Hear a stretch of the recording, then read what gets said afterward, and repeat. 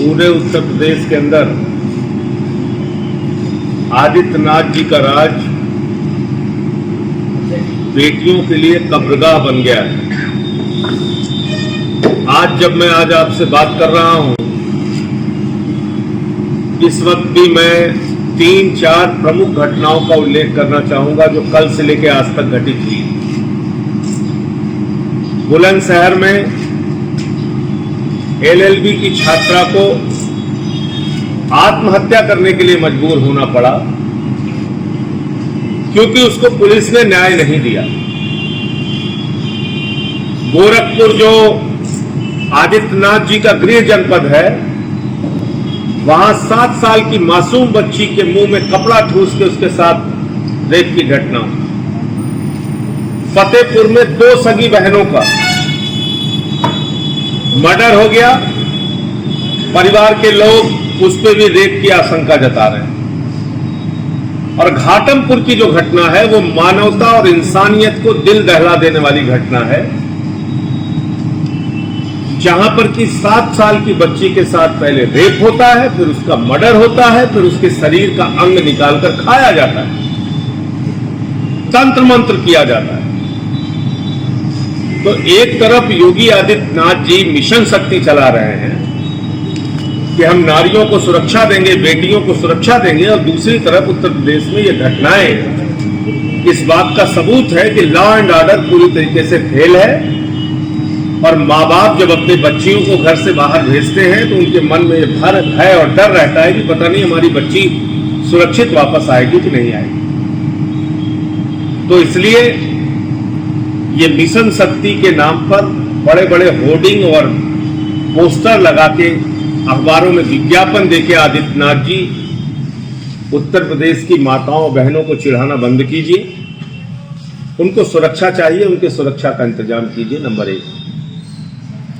दूसरी बात, इस जनपद में भी और कई जनपदों में जहां भी मैं गया, शिक्षक भर्ती घोटाले को लेके बहुत सारे नौजवान साथी मुलाकात करते हैं और अपना ज्ञापन देते हैं।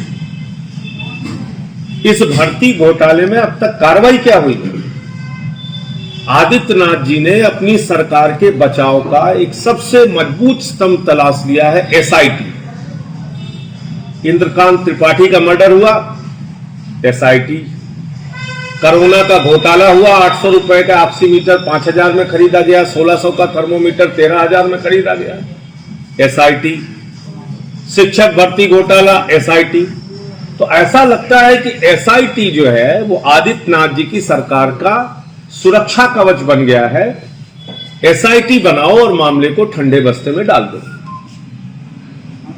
पिछले दिनों जितनी भी घटनाएं उत्तर प्रदेश में घटित हुई जिसमें SIT बनी, उस पर एक व्हाइट पेपर गवर्नमेंट को जारी करना चाहिए, श्वेत पत्र जारी करना चाहिए कि उन मामलों में कितने FIR, कितनी कार्रवाई, कितने लोगों को जेल भेजा गया। आपका एक SP सरकार करी कि वो फरार हो गया, अरे एक IPS अफसर फरार हो गया,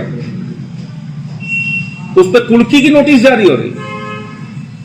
तो मुझे लगता है कि कानून व्यवस्था के नाम पर प्रदेश की सरकार पूरी तरीके से विफल साबित हुई है। ये दौर, इस समय आप किसी भी मंडी के अंदर उत्तर प्रदेश के अंदर चले जाइए, किसानों के लिए मुसीबत बना हुआ है।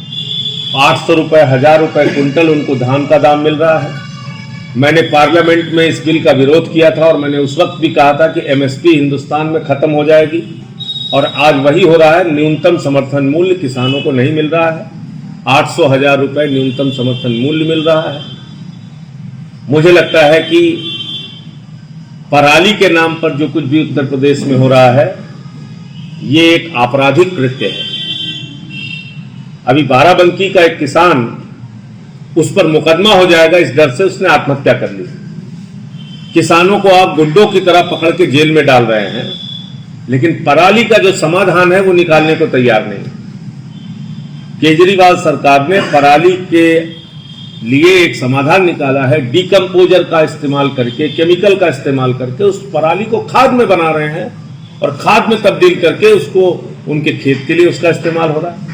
तो उत्तर प्रदेश में भी ये विधि आदित्यनाथ जी को अपनाना चाहिए, बजाय इसके कि आप किसानों पे मुकदमा करें और जेल में डालें।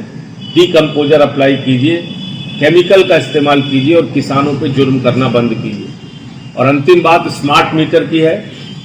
जो पिछले 2 सालों से स्मार्ट मीटर के नाम पे 30% ज्यादा बिजली का बिल वसूला गया है, वो एक बहुत बड़ा घोटाला और भ्रष्टाचार है।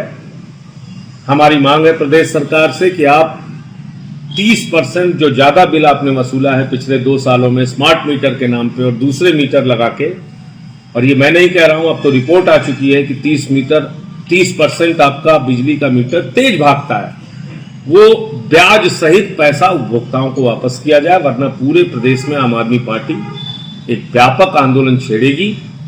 जिला पंचायत के चुनाव भी फरवरी मार्च में है, उसमें भी हम लोग